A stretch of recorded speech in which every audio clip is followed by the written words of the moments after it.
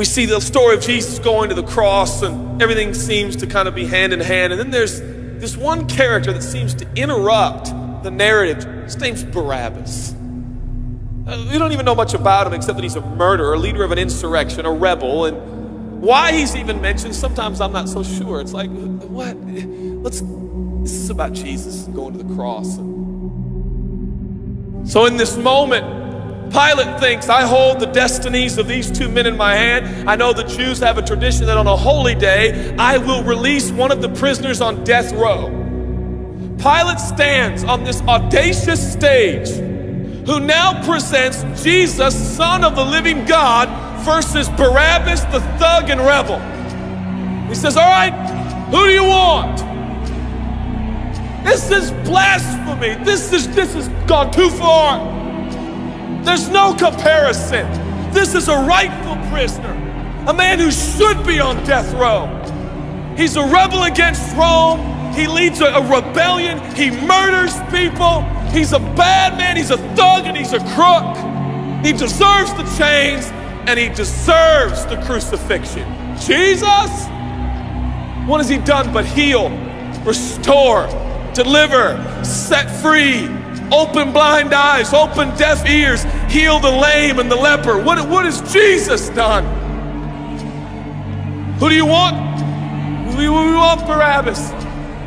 Yeah, give us Barabbas.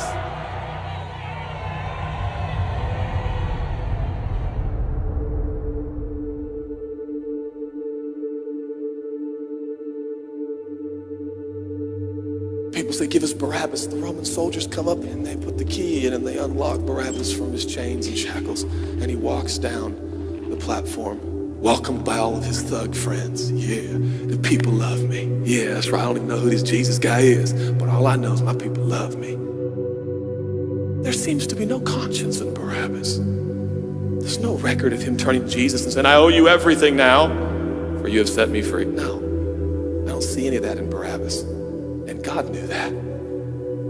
Jesus stood there, silent, for he knew the will of the Father. He said, it's fine, Father. Let him have Barabbas. For Jesus knew that the Father would have to treat Jesus like Barabbas so he could treat Barabbas like Jesus. Barabbas thought it was the people that set him free. No. It was the love of the Heavenly Father. When I look at the story, I realize who Barabbas really is. That's me. That's you. That's us. And I was reading this the other day, and I felt God speak to me. I love Barabbas. I love him. But God, he's bad, man. I love him. And I wanted him to go free. But didn't you know that he probably would have never acknowledged the free gift? Yeah, but I love Barabbas.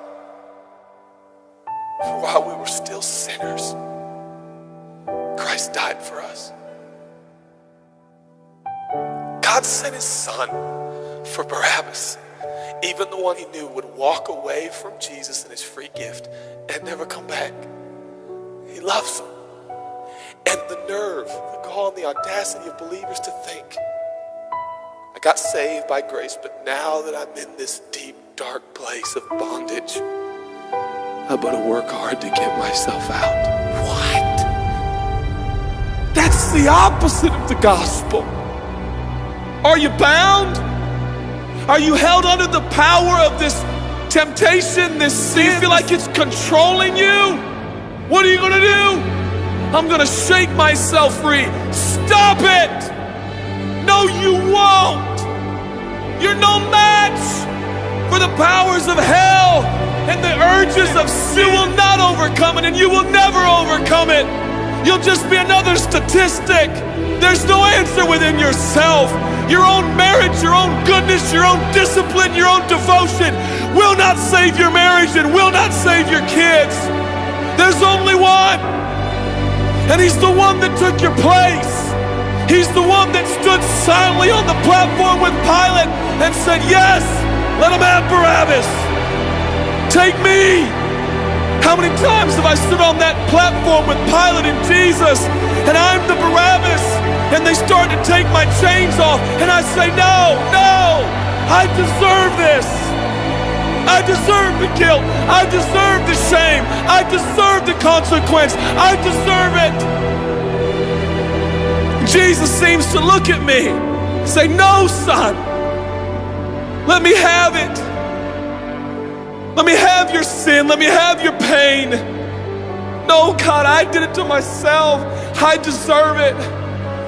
My marriage won't make it. This is what I deserve. I deserve divorce. I deserve poverty. I deserve sickness. I deserve it all. No!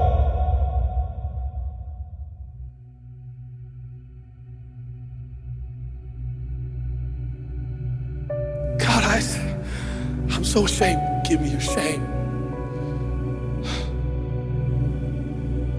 But God, what if I do it again? I'll still be here.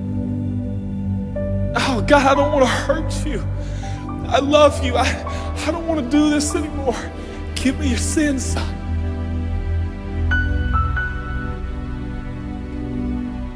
This is all we got. It's all I got. It's all you got. The greatest challenge is not your discipline, your devotion, your focus. Your greatest challenge is believing the gospel. Could it be that there's a God with a love so scandalous, so wide, so deep, so vast, so high, so expansive, so welcoming, so inclusive? Let me have your sin, son. Okay. And I give him my sin. And I stand in this empty space of forgiveness and acceptance while Jesus walks off to the cross that I deserve. I see him walking to the post to be whipped. As I stand a free man, all the attention is turned now. And I feel the love of God saying, go, son, live your life. I'll pay the price. Where did we get off thinking that we were gonna set ourselves free? It's still Jesus. It'll always be Jesus. It'll never stop being the power of Jesus. If his blood is sufficient for your salvation, his blood is sufficient to sustain you through every challenge and every sin and every temptation. Jesus is enough.